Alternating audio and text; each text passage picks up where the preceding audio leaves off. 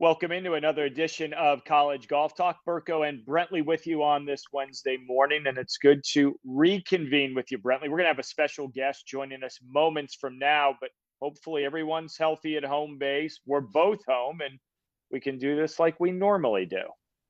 Yeah, after about 17 days, it seems like everyone is feeling better, Burko. So there's been a lot of tournaments that have happened since we've been together.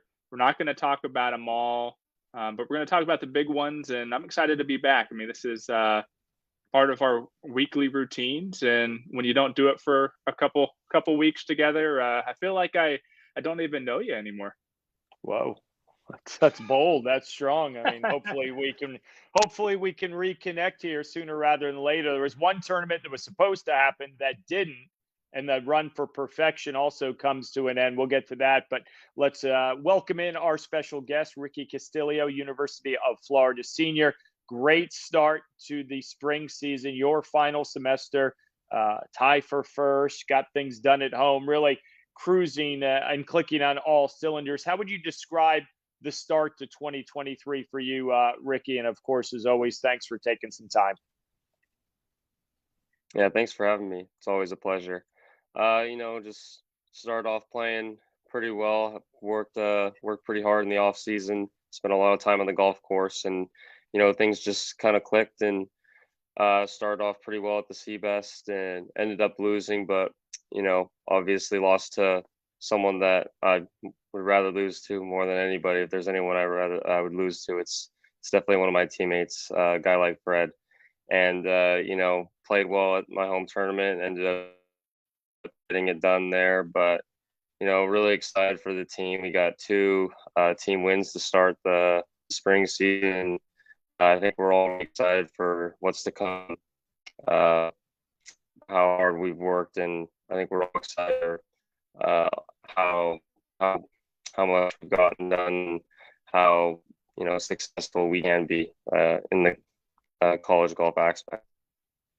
As you wrap up your college career, how would you assess the ups, the downs, the peaks, the valleys, everything that you've dealt with in 3.5 seasons?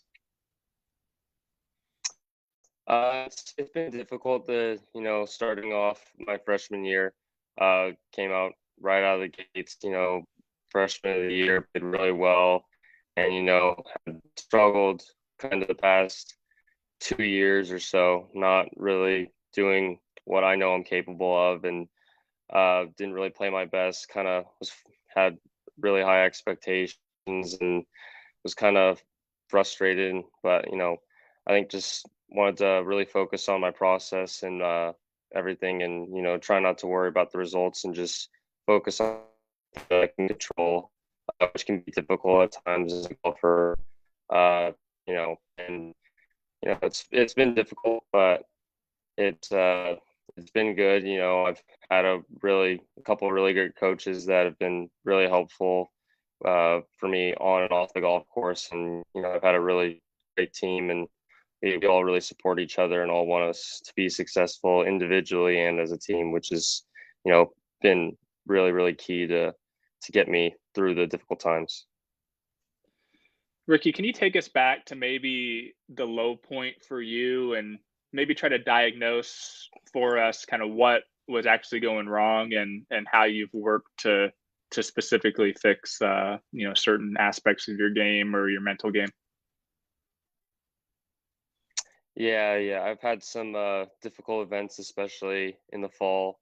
Haven't really played well in the fall in the past couple of years, and just it's been a couple of points where I've shot in some really poor rounds, and my swing would get out of whack, and I'd hit some really poor shots and really just put myself out of position on the golf course, and it's gotten really frustrating at times, and I've let my emotions get the best of me a lot of times, and it can be difficult when you're you know what you're capable of and what you've done in the past, and sometimes the results just don't pan out to what you want them to be. But I think the biggest thing is just really just trying to move forward and take positives from everything. I think I've tried to do that the best of my abilities, and just try to give myself the best chance to be successful and focus on more on the process and the things that I can control instead of worrying about things like I can't control, like the results. Now, you didn't change much, if anything at all, in terms of like equipment, coaching, and things like that, right? No, no, I've stuck with Titleist, pretty much everything, and uh, stayed with the same swing coach. I felt that, that didn't feel like that was the problem. I felt like, you know, when you have a foundation that you've built and stuff, sometimes I just felt like changing wasn't always the best case scenario. I think it's better to, keep building on that foundation and focus on, what we can get better instead of just when things go bad, just automatically start changing things. I felt that, you know, Tylus has been really, really helpful and, good to me for so many years that, I didn't feel that it was the equipment or, my swing coach. I didn't feel like it was him or anything like that. It was just kind of just, sometimes you just don't play your best and you get in some bad situations and you kind of just need to work really hard to get out of it. And, that's what I've been doing for the past couple of years. What impact do you think that had on your team to see a player of your ability coming off that great freshman year struggle? To say, wow, if that can happen to Ricky, maybe that can happen to me. Was there any moment where you looked around and you sort of had to maybe kick them in the butt and say, don't worry about me, I'll figure it out, you just worry about your own game? Yeah, I mean, there's been times where, that, they worry about me because I can get very frustrated at times and, but I think that's what's been really helpful is, having a bunch of guys that, really care about you and want you to be successful and, are there for you when, things aren't going well. And, it can be difficult because, it's tough. It's a team it's a, golf is an individual sport, but in college it's a team aspect. So a lot of guys, want everyone to do well and want, to be successful individually. But it's been really good, having a lot of guys who really do want all of us to be successful. And, we have two really great coaches who are always there for us. And it's just really been key for my growth as a person and a golfer. As you wind down things in Gainesville, eventually we'll transition to the next level. What kind of impact has PGA Tour U had on you personally, looking at the rankings, seeing Fred inside the top 5 and knowing what that might do for you if you continue to play well in the spring? Yeah, I think PGA Tour U has been really great, just given the chance for, a lot of great college players to get to the next level and, use their college success to give them a chance to, play on all the tours like Canadian Tour or PGA Tour, Corn Ferry Tour. And, I think it's been really helpful, and, when you see a guy like Fred who's done what he's done over the past year and a half, I mean, he's been one of the best college golfers, best amateur golfers in the world. And, him seeing him up there, it gives a little motivation for me and guys like Yushin who, know that we can be there, know if we continue to play well, we'll be in the same position as him, being top 3 on PGA Tour U. So I think it's good. It gives us a little bit of healthy competition where we all want to be successful and we all want to beat each other, but we all want each other to play well, and be successful individually and as a team. Now, speaking of PGA Tour U, Ricky, I know when you were a junior golfer and even the last few years as an amateur and college player, your dad's really into the numbers and rankings, whether it's Swagger or the junior rankings. Is he pretty knowledgeable about how PGA Tour U works at this point? Yeah, he is. He's a lot more knowledgeable than me, to be honest. I don't know much about the points or anything like that. I've just kind of just been focused on just playing golf and not worrying about the rankings, and stuff, and just focusing on the things that I can control, and working on my process and my preparation. That's really all I can control. I can't control, the rankings or what anyone else does or anything. So, I've let my dad kind of, he focuses on that, and just lets me kind of play golf and do what I need to do. Now, for those who don't know, Ricky's dad is a high school teacher, and you also have a brother, Derek, who's a little bit older than you, played at UNLV for a little bit, then went to, was it Cal State Fullerton? Is that right? Yeah. Yeah. Just talk about kind of growing up in California, and maybe what your roots were like in the game, playing with your brother and learning the game on, maybe not the most exclusive course like some of these guys have played growing up. Yeah. Both my parents are teachers, so we haven't really been members anywhere my entire life. But I mean, I think what really drove me into golf was having an older brother, and being the little brother. I wanted to beat my older brother more than anything, and him being the older brother, he doesn't want to let his little brother beat him. So it was always healthy competition, and I think that was something just drove both to want to play the next level of golf. Just wanting to be competitive, and we didn't always play the nicest golf course, but it wasn't really about that. It was more about just playing, just playing golf. At a very young age, I was just really infatuated with playing golf and loved being out on the golf course, and just playing just for fun. And that's just kind of what's driven me to this point. What's maybe one early memory you have of playing golf, and whether it's with your brother or your dad, or practicing with the high school team when you were even younger than them? What's kind of one memory that still sticks out to this day? Probably one memory that still sticks out is the first time I beat my brother.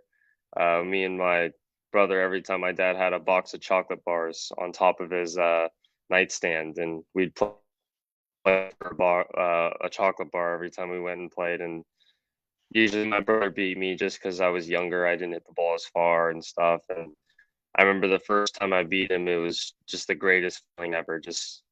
My brother was really, really upset that I beat him. But, first time I beat him was, of course he was, one of the one of the best memories I ever had, just because, beating your older brother, and, you can talk trash to him, and, give him a little bit of motivation for him to get better too. And I think that's what made us who we are and made me who I am. Just being so competitive is just, always having someone there that wanted to beat you, and I was always there wanting to beat him. Now, who's the better dressed Castillo brother, or who has the best style? Because you got the shades on quite a bit when you're playing. You got the puka-shell necklace. There was a while there where you were going double necklace. Who's got the best style, you think? I would like to say me, but I know my brother definitely thinks it's him. It can go either way. He's sponsored by Loudmouth, so he's got a lot of crazy clothes, and really thinks that he owns his own style. But I think both of our styles is different, and I think that's kind of what makes us both so much different, but still unique at the same time. Well, you just continue to lean on JC and the more traditional golf attire. Some people can pull Loudmouth off, some can't. So to each their own. Yeah. I'm not here to judge. The puka shells, when did it start? Where did it come from, being a California kid? So the puka shells, both my grandparents lived on Hawaii. My grandpa actually immigrated from the Philippines to Hawaii during World War II, and my grandma got me a puka shell necklace when I was a young kid, and she was really important in my life. She went to a bunch of my tournaments. She started paying for my tournaments when my parents couldn't afford it. And she passed away when I was in, I think, the summer of my 7th grade year. So I've just pretty much just kept it on just as a memory of her and just to honor her. And, you know, she was such an important person in my life. She picked me up from school pretty much every day and took me to the golf course. She was always there at tournaments when I was a young kid and always supported me and my brother and my sister in all our sports. So, it was having her there was really, really special. So I always felt that, just wearing this necklace just made me feel like I always had a piece of her. It's a wonderful way to remember her and what she did. And that also validates every time we say Ricky Castillo, not Castillo, as we get the social media world in an uproar at the Walker Cup or the U.S. Amateur saying, you don't know what you're saying. I said, no, we actually do, because we talked to Ricky and he gave us the backstory. So that's a little sidebar for me. Twitter knows best, Burko. I mean, yeah, come on. I'm telling you, I'm that close to getting off of it. It's become such a bad place. Last question before we let you go, Ricky. What is it going to take for you and the Gators to win the program's 5th national championship come May? We just got to keep doing what we're doing. There's so many great teams out there that, want to win just as much as us. So, we just got to be really, really good at the little things, little things like showing up on time, going to the course early, and, making sure schoolwork is done. It's just those little things that are really going to make the difference. And, I think that we work just as hard as any other team, if not, harder than any other team. So I think we got a really good chance to, do something special for the University of Florida this year. And, I think we're all really excited and we're all willing to, do whatever it takes to get that SEC championship and get that national championship. Well, as a Gator, I'm excited to watch the next 3 or 4 months. Always a pleasure to catch up, my friend. Thanks for taking some time this morning. Great start to your final semester. Keep it rolling, and we'll catch up again soon. Yeah, thanks for having me. Ricky Castillo, University of Florida senior. Good to catch up. Good get, Brentley. You've been on point with all your guests, and we'll jump in a little more Gator talk in just a moment, but a bit of housekeeping is college golf talk, always brought to you by Velocity Global, as they seamlessly connect employers and talent anyone, anywhere, anytime, anyhow, as its global work platform built on cloud-based technology, compliance expertise on a matched scale in 185 countries in all 50 United States. The world of work, it is forever changed. Talent can live anywhere, work for anyone, and get the job done. And more than 1,000 businesses engage top talent in another state or another country without the need to set up a foreign entity or registration. And they rely on Velocity Global to make it simple and compliant. Velocity Global, accelerating the future of work. If you want to learn more, visit velocityglobal.com/golf. Always good to catch up with Ricky. We could have gone on forever of the success he's had in the summers, the Western, the U.S. Amateur, making to match play the last 8 events, championships he's played in those 2 particular events. And I'll be honest, if Florida is going to make a run, Ricky needs to play like he did these first 2 weeks. Yeah, and I think it just comes down when you talk about the Western and the U.S. Amateur, those are played on really hard golf courses. And that's what Ricky has always seemed to do well, is play his best golf when it matters most. However, we've seen in the last few years just maybe the inability or maybe the unluckiness of not being able to finish off poor rounds, and maybe not being able to get a 73 or a 74 out of his C stuff. And instead he's putting a 78, 79, 80 up there. And I think that's something that he's worked on the last couple years. And this is the last semester of college golf. This is the last chance for Florida, I think, with this current group to really get the job done. And Ricky, obviously a big part of it. And if he keeps playing like he did the first two events, I think the prospects are good for both him and JC Deacon's team. But I'm going to need to see it maybe one more event. He always tends to play well up there at the Seabass. He always tends to play well at Bostic. Bostic's kind of a course that it's really short, but it's tough. I mean, it's not a pushover, and he knows that course better than just about anybody. So I'm gonna need to see it a little bit more. But I can tell you this: I mean, when Ricky Castillo is playing great golf, it's fun to watch. It is. Florida and their B team went 1-2 at home, and you would expect that. You need to hold serve at home. They took care of business there, and I think they're a notch below UNC and Vandy to me, and I believe you. Those are the standards. But Yeah. when you can throw Ricky, Fred Biondi, Yushin Lin, that is a very, very strong 1-2-3 punch, and they've got depth. Though 4, 5, 6, very interchangeable. But it starts with Ricky. If Ricky can go out, continue to play well, watch out for the Gators come the postseason. Going to be fun to watch it. We also had our eyes on watching the event out in Hawaii. Great field, sort of that big start in early February, and they watched the wind blow and continue to blow, and it got to the point where I think, as you tweeted, it was a really expensive vacation as they canceled the tournament. Yeah, it's about 14, 15K I asked a couple coaches. That's kind of the ballpark number to send a team out there. And of course, some teams, I mean, it's 6-count-5, and I think some teams may have brought even like an individual, but I'm not sure about that. But there was golf play at Burko over there. It just, it didn't count. And I think that was kind of the controversial part of it. I don't think anyone, and talking to a few coaches and players and stuff, I don't think anyone disagreed that they probably shouldn't have played golf, or like canceling the tournament wasn't the right call, because I think it was when you look at the forecast.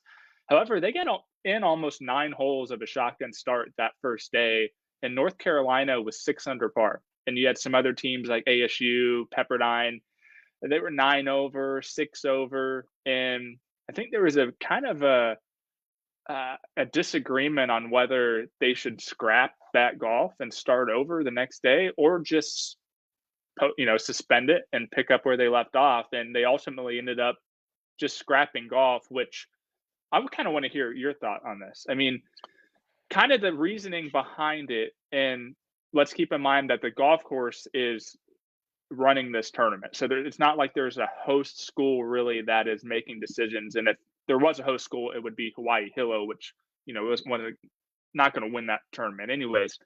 And the reasoning was North Carolina and Texas and some teams that started on certain holes didn't play kind of the tougher holes, or the holes that were more affected by the wind. I think there was a par 5 that had a hole location that it was just impossible.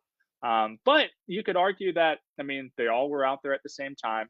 I mean, golf is supposed to be different. No 2 holes are the same. I'm interested to hear, I mean, what are your thoughts on that? I mean, should we cancel almost 9 holes of golf? Because if they didn't, they could have potentially gotten 36. I mean, they could have done something. I think maybe they could have potentially gotten 36. Now, the weather forecast, it ended up being a moot point. But anyways, I'm rambling, but I just want to get your thoughts on that. Yeah, not being there, obviously we defer to everyone on site. The conditions weren't great. To me, I always defer to like what the PGA Tour does, and you don't see things get scrapped very often. But and I think you just hit on the point. It's a shotgun start. Someone might have got the easier stretch, and let's just say the weather forecast was looking better. And then, oh, by the way, you got the difficult stretch in playable conditions. I'm okay with it. Gut reaction, gut feeling that if they were all going off of 1 or 10, well, then maybe you could make the argument of that's what it was. But let's say you're starting on 5 and you get to 12, and that just happens to be the inland 7-hole stretch, or, maybe not right on the water. That is an advantage. That is an advantage to say, well, you played that, and we're going to pick it up, and wow, the wind is gone, and you have no issues on the difficult holes. Now, I'm sure Andrew DiBattista, the head coach in North Carolina, and others said, well, we did what we could do. But to your point, it got canceled. They had a couple of match play 18-holers, if you will. Texas Tech beating North Carolina, Texas beating Georgia Tech. So at least they got some action there. You never want to see a tournament X'd off the calendar, but big picture, you get into rankings. What if you only got 18 holes? What counts? There are smarter people than us that figure that out. So I don't think anyone would have agreed for just 18 holes with that field, considering the 500 rule. I think that was. But did you see that Ludwig Aberg match? That he played David Ford in that. What'd you say? Like 7 birdies and 11 holes or something? I'm not sure how many birdies he made, but he won 7 and 6. He didn't lose a single hole. And David Ford, I mean, we saw him in the fall. I mean, one of the best players in the country. Just won the Jones Cup as well. Cup. So Ludwig, the stock is high. Unfortunately, he's not going to get that many PGA Tour U points, if any at all, for that match play, because I don't think Wagger does match play. But anyways, just pretty impressive. Absolutely. And you threw out, are the Raiders as good as UNC? No, and it's no disrespect. I mean, I truly put the Tar Heels and the Commodores in a different level, because to me, there are very few question marks for those two teams, where others you could maybe go to 4 or 5 with Texas Tech and say, okay, I like it, but maybe I don't love it. And that's not being disrespectful. That's just analyzing the roster, the situation. But we talk about question marks, and now maybe, as you found out, the Tar Heels could have a very big question mark moving forward. Yeah, I tend to agree with you on Texas Tech, even though you have a guy like Jack Wall, who's playing in the Genesis this week, won that Genesis Collegiate. Not a great field for that, but I think Greg Sand's squad is solid. But North Carolina, I mean, we could be talking about Vandy now pulling ahead just for the moment, because I had a chance to catch up with Austin Greaser, the standout senior for the Tar Heels. He wasn't going to play in that Hawaii event anyways. It was only his 3rd missed tournament, and I guess he still only missed 2 because they didn't end up playing. But he's out with a hand injury, left hand injury, had a minor procedure a couple of weeks ago now. Supposed to be out a few weeks. He's pretty confident. He said he could play now. There's no sense in it being mid-February to really push it and try to rush back. And so I think he's going to take his time. He's a smart kid, and he's going to be ready for, when it matters, and he's going to be ready for the stretch run. And I think when you spend time around him, he has a lot of individual accomplishments and goals that he's hoping to achieve as it relates to PGA Tour U and securing his professional status for when he makes the jump.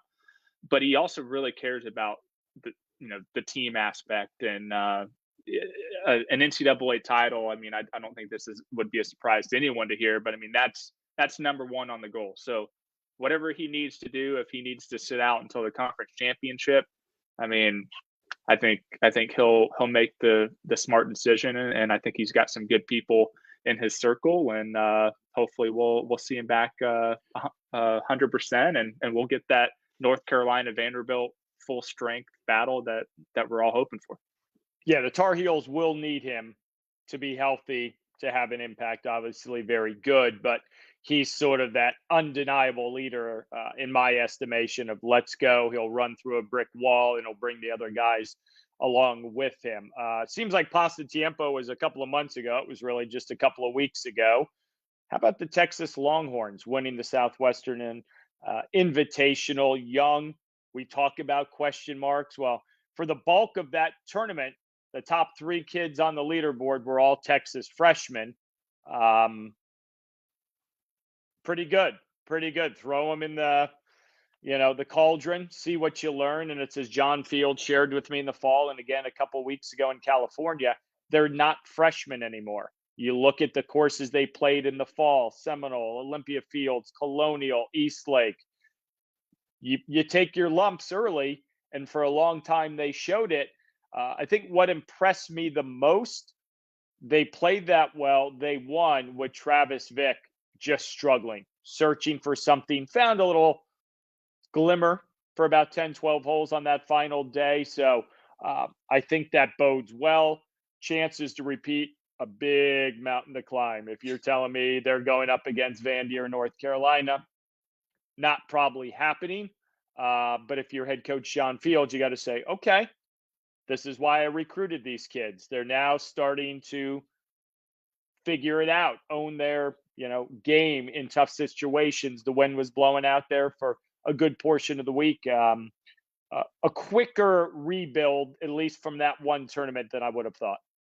Yeah, it went from seeming like Mount Everest in the fall to now. I mean, we're just talking about I don't know any more mountains. I don't know if you're a mountain expert like you are a interstate highway expert, but anyway, not as big of a mountain to climb. But I thought it was interesting because that week I was obviously not there, but I was talking to Arizona State head coach Matt Thurman because he has a couple freshmen in his lineup, and he said that he honestly believes that college players between that first and second semester of their freshman year grow more than any other time at any other point in their college career. So when you look at what the Texas freshmen did, I mean, I would believe it because I mean, you could be the best junior in the world, the top recruit in the country. It's very rare that you come out and do what maybe a Caleb Surratt or Ben James do and come out firing. And even if you do, you always kind of hit some sort of bump along the way in the fall. And you're just trying to get used to things. And it's not so much golf, but it's like living in a new place and, going to college classes and having to balance kind of a different lifestyle and being around a team and having to adjust your schedules to your teammates' schedules and your coaches' schedules too. So I'm pretty bullish now on Texas. I don't think they're as good as the Texas Techs and Vandy's and North Carolinas and those teams like that, but it's going to be interesting. And I think it's maybe a good thing that they won with Travis Fick not playing well because you got to think to yourself, like, I mean, Travis is not going to play like that for the entire spring, like you said. So if he comes back and if Jacob Sosa continues to play like he did, I think Keaton Vo's been pretty solid, so far. Right? He'll be in the lineup. But if you can get Travis Vick back, and I've heard that he's figured some things out in the last couple weeks, so maybe his game will be trending up again. And we talk a lot about Tommy Morrison, the new freshman, and Brian Stark, the transfer. Keep an eye on Mason Nome as well. I mean, I think we've kind of ignored him the last few months, but I mean, he was on the national championship team. He had 4 top 10s last spring in big tournaments. If he could get back into the lineup and start to figure things out, I think that's going to set Texas up. I think that's the optimum lineup for them is to have Travis Fick and Mason Nome and Brian Stark at the top, and then it's 2 of the 3 freshmen, like who's going to slide in that way. Vandy kicks things off. They win the Haight. Sargent laps the field. You throw out Gordon Sargent, the best college player since. I'm going to put TBD because we know what he did last year. He won the NCAA individual championship. And there's a lot to be impressed with. His stroke average just over 67. If that number stays in that neighborhood under 68, you might start talking about he is the best on pure numbers. But let's see if he wins another 3 or 4, or does he win? If he wins the NCAAs again, then you're talking Mickelson and Crenshaw. You're talking about guys that have won multiple individual championships in the year's biggest event. He's so good. He's so talented. Again, TBD. A lot can happen in the spring, but with what he's done so far as a sophomore, now he's putting himself in the conversation of one of the best, period. Yeah, I would say eye test wise, probably the best since Rahm. Like just in terms of what you hear from the people who know what they're talking about, like the scouts and the equipment reps and things like that. He's the best since Rahm. And I mean, there's a few other guys that have been impressive, but I mean, it's going to be interesting because he said he's coming back for one more year to see what he can do in 3 years. That'll be kind of like what Patrick Rogers had. Patrick Rogers had 3 years at Stanford, won 11 times. But I mean, Gordon Sargent, I know that people professionally are just salivating in terms of what he could not only accomplish in college, but what he could potentially do on the PGA Tour. Yeah, he's tour ready from a physical standpoint. So hopefully, selfishly, we'll keep him in college golf a little bit longer. Wake Forest, nice little win at Briars Creek. Mark surprise, a bit of a surprise victory. Mark Power, that is. Mark Power surprise victory. Yeah, get thrown off there. So, Vandy got some Vandy, get it together, Burko. Wake got some much needed victories as you start looking at teams on that 500 bubble in the middle of February. Yeah, this was a big tournament for Wake Forest. And even going into the spring, kind of looking at their schedule, this was the event that they needed to win. And, the easiest field that they're going to see all spring. They're still 10 wins below 500. We saw them at North Ranch a couple of weeks ago. They finished toward the bottom of the leaderboard, even though Michael Brennan won the individual title. I think this is big for their confidence because Michael Brennan's starting to turn things around. You have Mark Power, he's been kind of a guy who's been shooting in the high 70s and even throwing in, a score in the 80s in there every now and then. So if they can just get a little bit of confidence from this, it's going to be tough. 10 wins it's kind of easy to make up, but not when you play a schedule like Wake. So, they're probably them in Arkansas. Are probably the two teams. Arkansas 7 wins right now below 500 as of last night. So those are kind of the two that you look at in terms of the perennially, good elite teams that are always around the top 25 or so. Those are the two that have the biggest alarm sounding right now. And, Texas was slightly below. Now they're 8 above. I think they're going to be all right, but still a lot can happen. They're playing a tough schedule too. So those are the 3 teams I think that when you go on GolfStat and you click on the tab where you can look at the 500 rule sheet that GolfStat does, those will be the 3 to kind of keep an eye on. Some quick nuggets before we wrap up on the men. Oklahoma goes down to Puerto Rico, gets the job done. Big final day. Tennessee, a bit of a struggle. They end up tied for 7th. And in the Hal Williams Intercollegiate, Mateo Fernandez de Oliveira, former guest just a few weeks ago, he takes care of business there. Illinois. The podcast bump. I guess that means Ricky's gonna, win Southern Highlands in a few weeks. Probably. We can sell that, right? Illinois beats Arkansas by 11. It was also the first Hal Williams event since Williams, the former South Alabama coach, passed away earlier this year. He coached Heath Slocum back in the day. So good start for Illinois. Mateo getting the job done, and we can never, ever discount the Oklahoma Sooners somehow, some way. They'll end up in match play. That's just what they do. That was the men. We spent a lot of time on them. Women's side, we sort of teased the fact perfection might happen. Stanford women. Well, they didn't win. Oregon overtook them on the final day in Palos Verdes to pick up the win. Stanford finished 2nd. Let's just stop there. I won't even go individually.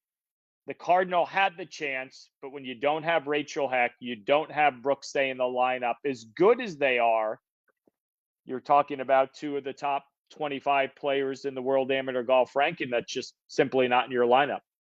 Yeah, and we don't know why they weren't in. I would assume that they just didn't qualify, but or maybe I don't want to say they're hurt, but we don't know. And by the way, we don't want people to think we don't do our job. But we subscribe to the same thinking. When a tournament's going on and we're not there, we leave the coaches alone. We're not going to text a coach and say, "Oh, by the way, what's going on?" But from the especially after losing a 36-hole lead and finishing 2nd to your arch rival. Yeah. So kudos to Oregon. We will dive deep into it, figure out what's going on with Rachel and Brooke. So at least that conversation, perfection, well, that's out the window. We knew it was probably going to be an uphill battle. And a good thing, I think. I think that's a good thing, Burko. Get it done. Because it doesn't matter. And they've said it doesn't matter. So yeah, they want to win one that ends on May 24th to try to go back to back. The positive news, Rose Zhang, a winner yet again, 15 college events in just over a year and a half. She's won 8 of them. you can start engraving the Annika Award. That's how good she is. She won it as a freshman, and she's even having a better sophomore campaign. Yeah, 8 wins now, and I saw someone tweet 3 off Tiger's record. I'm not sure exactly if that compares, but I do know that Rose is the most dominant player, Since men Lorena. or women. Yeah, men or women since Lorena, probably. I mean, Yeah, it's Lorena's the standard, and you and I were talking about it, at least from what I saw personally. You can go back and argue Tiger in 95, 96. But again, Lorena played 10 events as a sophomore at Arizona, won her first 7, second at conferences, wins regional, second at national. She lost to 2 players. I was doing rough numbers in my head. Let's just say there was an average of 100 in every field. Obviously, yeah. NCAA's more. Maybe she went like 998 and 2. I think Golf Week might have those rankings. What season was that again? 01, 02. We'll get deeper into it because Rose needs to win another 1 or 2 in the spring for me to truly start making that comparison. And she might have finished tied for second at conferences.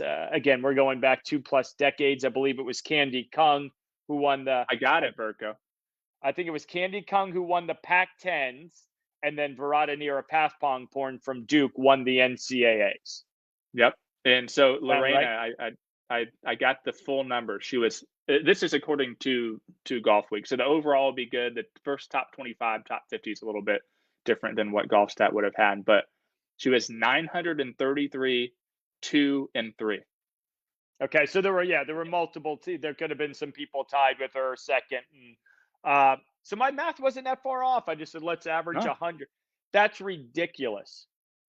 And you can say, oh, there's better players now. I mean, Lorena was the nicest person you'll ever meet, and we've talked about it on this pod. Rose is similar in so many ways.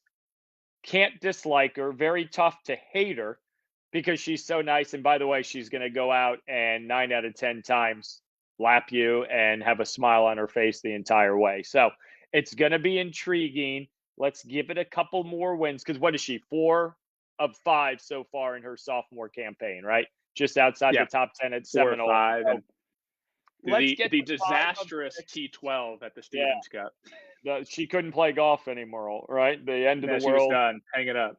Was coming. So congrats to Rose there. Wake Forest, Stanford's most likely biggest challenger. They won the UCF Challenge. They're going to finish up later today in the Bahamas. They've got a big lead there. So they're not afraid. And we sort of like Vandy and UNC for the men, we've put Wake and Stanford in a different class. That doesn't mean Oregon or others can't make a run.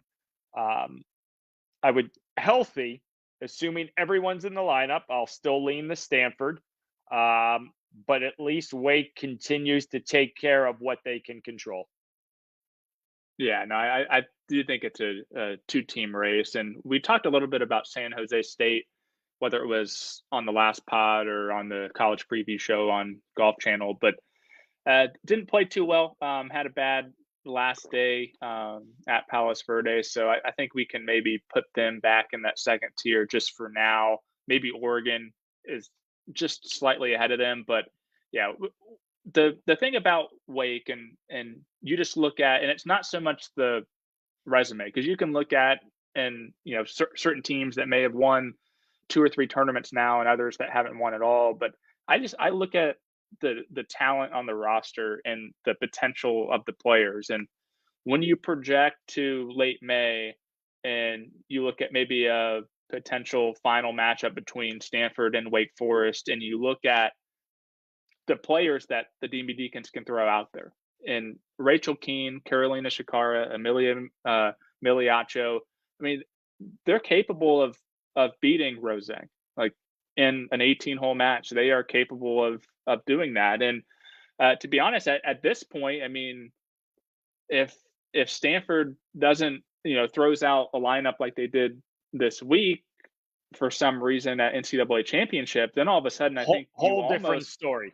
Whole different you story. almost if put that's the lineup. Wake above them. You almost put You Wake above them at that point. I think Rachel Heck and Brooksay both need to be in the lineup for the NCAA championship for Stanford to really feel like they're the favorites. And maybe they still are. Maybe, just from being the defending champion, they deserve to be the favorites no matter who's in there and as long as Rose is in there. But Wake Forest is really good. The key for them, and we keep harping on this, is first they have to beat Greyhawk. They have to figure out Greyhawk first, and then they can think about Stanford.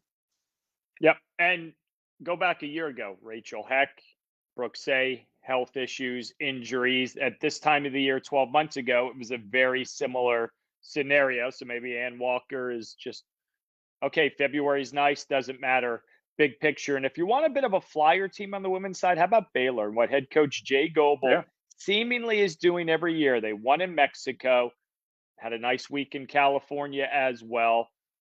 He just finds these young women and gets the most out of them, to play. It really, I don't think he gets enough attention. FSU is right there second. And then a bit of a surprise, Virginia, Ole Miss, 10th and 11th, 35 and 42 back.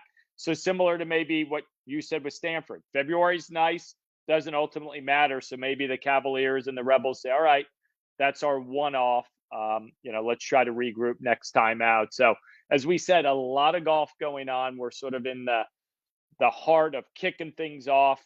You think about it, Brentley, we're three months and a couple of days, we're heading to Greyhawk. We're not that far away. Couple weeks, we're heading to the Darius Rucker. Love it. Long Cove. You got the Southern Highlands. You got Cabo on the men's side. That's the end of February, first week of March, in my opinion, if you throw out the postseason and conference and stuff, that's the best time of the spring. So this is the time to really start to pay attention and follow it, because there's going to be some loaded fields, some really good golf courses, and it's going to be fun to watch. Yeah, I threw out Stacks. Local knowledge, when you go to Hilton Head, if you're a breakfast guy right on the way to the golf course, Stacks Diner is good pancakes? Is that why it's called Stacks? Everything. Or is it just expensive? No, God, you can get in and out of there for $15. Is this the cash only one? It's cash only? Ooh, that's a good question. I don't know. I feel like I threw some plastic down, but I love Eggs Benedict. They have these crab eggs Benedict. Oh, I can't get to Hilton Head soon enough. We'll be there in a couple of weeks. Again, our thanks to Ricky Castillo from Florida for joining us this week on College Golf Talk. And of course, thanks to you guys for tuning in and catching it. We'll be back again next week to do it all over again. For Brentley, I'm Burko. We'll see you next time.